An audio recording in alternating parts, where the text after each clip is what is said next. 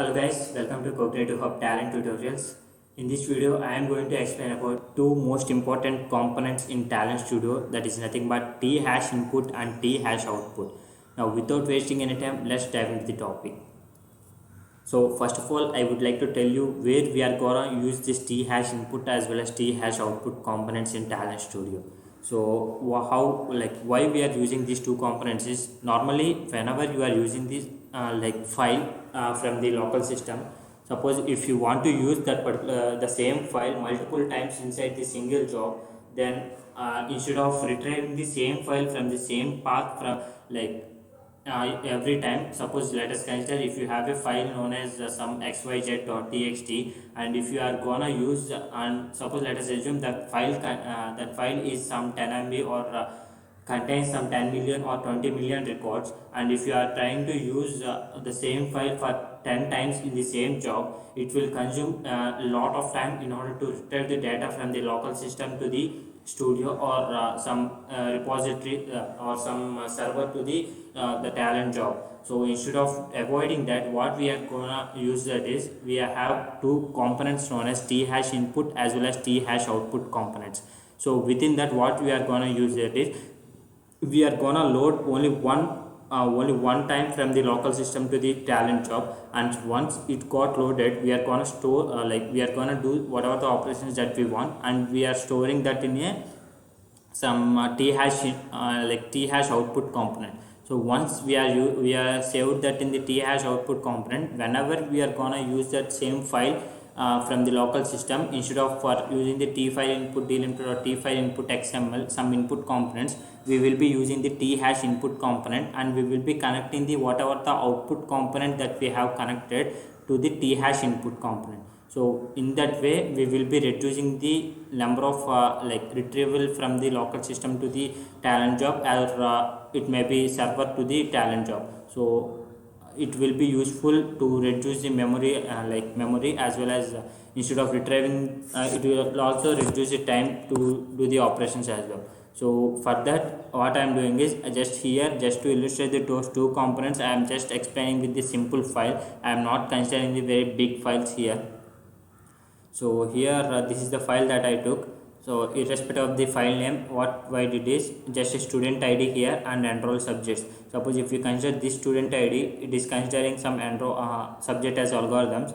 Similarly, this subject is is enrolled for a probability subject. Similarly, for this 1 2 3 4 5 6 ID is enrolled for operating system. That's why like this we have few records here. So let us go to the talent job first, and what I am doing is t file input delimited, because it was delimited by a semicolon, and I am making the schema as id and enrolled subject and enrolled subjects, and id is nothing but integer. I am saving it, and you need to redirect it to the path talent videos denormalized.txt, and we have a header as well, so I'm making it as 1. So the pre-configuration for this component was done, and now what I'm doing is I'm doing some tmap, or we can instead of doing that, we can use tunique row, and if anywhere we have a matching records, I am removing those. So key attributes are id and enrolled subjects. So if you consider the input, so for the same thing, I don't think we have this. Yeah, if you consider this record, the 234321 is having the same value as algorithms. That means these two are duplicates. So instead of removing the duplicates, I am using the tunique row instead of tmap. So I am saving it and connecting it over t hash output, and sending the file from the tunique row. I am considering the Unix and storing it in t output, and just click the sync columns here. If you click the schema, it will be there, and just mention it as cache in memory, and link with you can't mention this as link with hash output, just leave it alone. So I am saving it. Now what we have is whatever the file that you have retrieved from the local system to the talent job, using the T file input delimited. Now that the same data will be present here in the T hash output, but the only modification what we did was it doesn't contain any duplicates inside the file. So let us run this. So we won't be getting any file output, like any output here, just it is storing the values. So let's say the records changes here. In the input file we have total 8 records. Now the output will contains only 7 records here. Now what I need is, I want to use this T hash output field, whatever the data that is stored, I want to retrieve it using the T hash input component, and I want to print those data.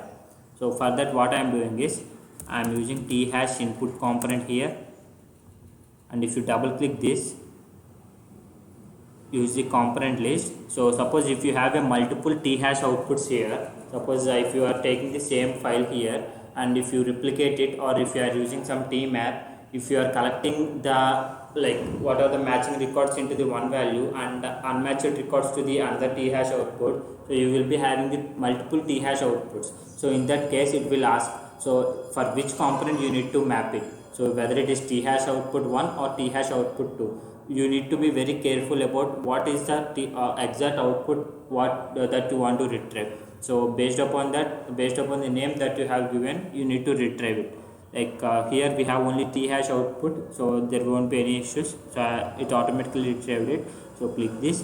But one thing you need to mention, this is edit schema. You need to mention it manually. Whatever the schema that you have in the T hash output, you need to place the same in the T hash input as well. ID, which is an integer, and similarly new column is enrolled subjects, which is a string, and click OK. And I am connecting the T file input delimited with on subjob OK. So once the above subjob gets completed, it needs to comes under the T hash output, which is linked to the T hash output. So now this is fine, and make sure that all these configurations are same, and don't click this clear cache after reading. So what it will do is, suppose if you want to use the T hash output again after this below subjob, you want to create another subjob and use the same T hash output 1. So if you click the clear cache out after reading, so once this subjob gets completed, it won't, once it reads the data, the data will it will clear the data inside that hash output. So if you uncheck this particular clear cache after reading, the data will be still there inside the T hash output, and whenever if you want to try to use that again, the data will still be there inside the T hash output. It just will be used as a cache memory. Instead of directly taking the data from the local system, it will be taking the data, it will be storing the data inside the cache memory and using that multiple times inside the talent job. Now what I am doing is, I am just printing inside the tlog row and connecting it over, and for the tlog row I am clicking table just for representation, and I am running this. So normally previously I have illustrated using the T file input delimited, but now I have used the T hash input. So if you consider this, the T file output delimited, we have total 8 rows in the output, but in the T hash output we have only 7 records stored after removing the duplicates. Now the same 7 records is what we are getting in the T hash input 1 and the tlog row. So suppose if you have multiple T hash outputs, you need to link whatever the output that you want with the corresponding schema. And suppose if the schema is one thing and you have mapped it to the another component, there won't be any issues, but the data will be clumsy. It will take that data but with the different schema. So it might be somewhat difficult. So you need to be very careful whenever you are using such type of components in the talent job. So completely this is what you need to learn about T hash input and T hash output. So it will be fine if you stored one T hash output and you can use multiple T hash inputs using the same T hash output, but similarly you can use multiple times inside the same job. You can use another T hash input to and connect it with the same T hash output, and you can do the separate aggregation steps and you can filter it out again. Like that you can do. So this is all about the T hash input and T hash output components in Talent Studio. Thank you for watching, guys.